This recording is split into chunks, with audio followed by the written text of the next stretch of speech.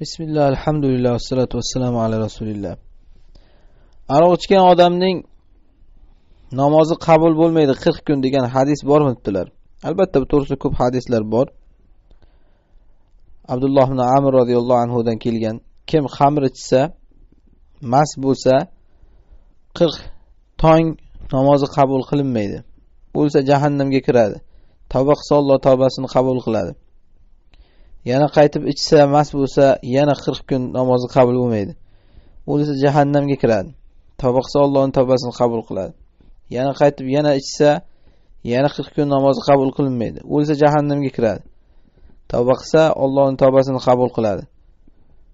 Agar u yana qaytib ichsa, uchinchisidan keyin ham Allohga haq bo'ladiki, radg'atil xobaldan uni qiyomat kunida sug'orishligi.